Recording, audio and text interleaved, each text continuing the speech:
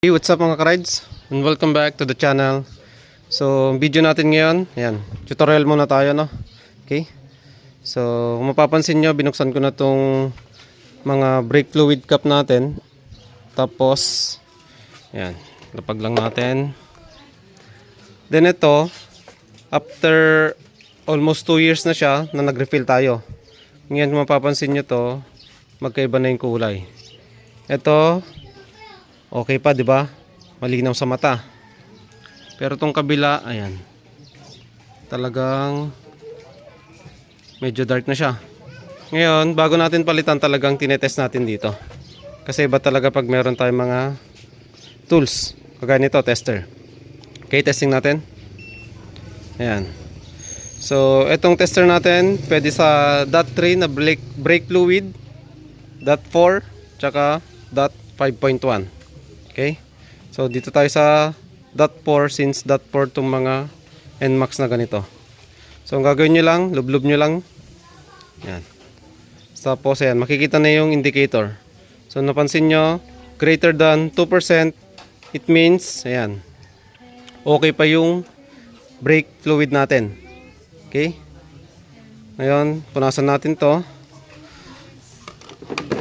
Ayan, testing naman natin sa kabila. Para magkaroon tayo ng accurate reading. Okay. So yan, 0-0 siya. Ngayon testing natin dito. Ayan. So napansin nyo, nasa greater than 4% siya. Tapos ang nakalagay, warning. So it means etong brake fluid na to, kailangan na siyang palitan. Okay. So ang gagawin natin, since itong dalawang brake master natin dumadaan sa EBS module, kailangan natin siyang reflash parehas. Okay, itong preno sa likuran tsaka yung preno sa harapan.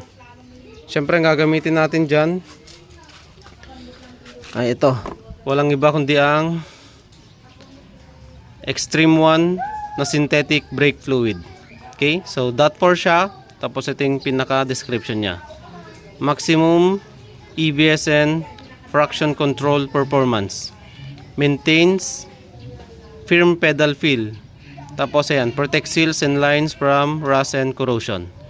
Then syempre ito, ayan, dumaan siya sa conforms to FMVSS number 116. Ayan, certification to na safe gamitin ng ating Extreme 1 synthetic brake fluid.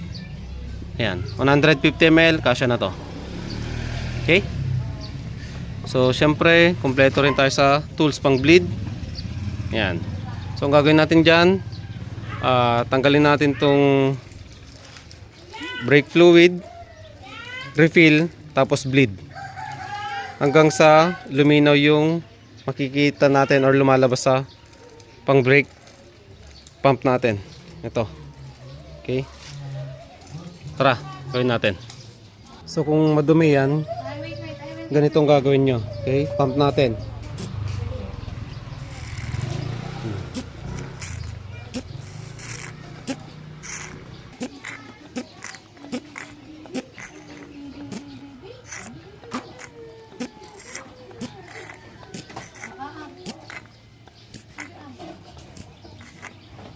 Okay, so malinis na, diba?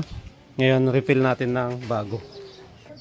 Ayan, gamitan nyo lang ng Extreme 1 synthetic brake fluid. .4 din.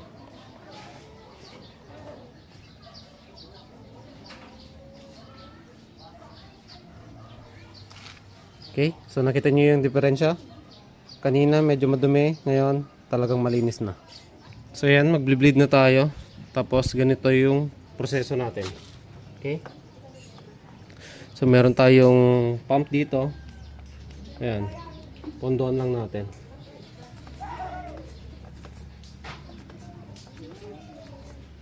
Ayan.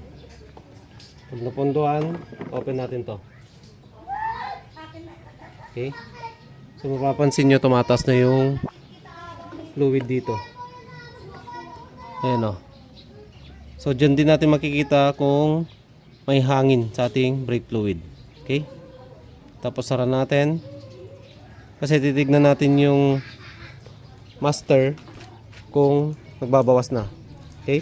So pag nagbawas na yan, refill natin, tapos bleed ulit. Okay? So ganun lang gagawin natin. Okay. Ayan. Grabe, ang daming hangin, di ba?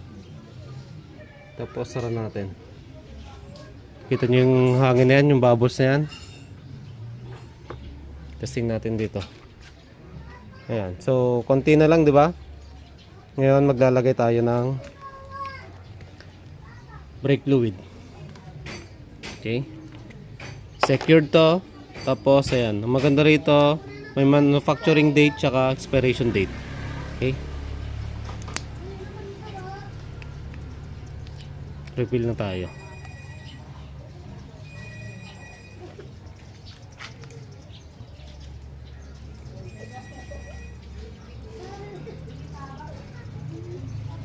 So, ganyan lang. Tapos, bleed tayo. So, dito, yan. Last bleed na tayo. So, pag binuksan ko to, dapat wala nang hangin dyan. Okay? Buksan natin. Yan. So, wala nang hangin. Close na natin yan. Tapos, pump na natin yung brake master. Yan. Yan. Okay? Kumagat na siya. Tapos ito, refill na lang natin. Okay? So ganun yung buong procedure ng pagpapump natin. Siyempre sunod din natin yung kabila. Okay?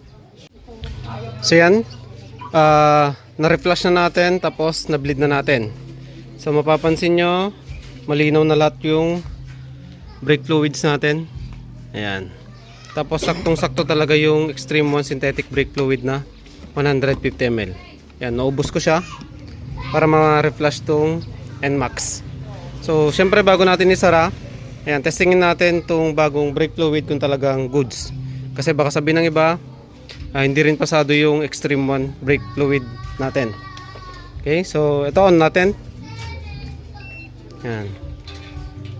Tapos set natin sa .4. Yan, naka .4.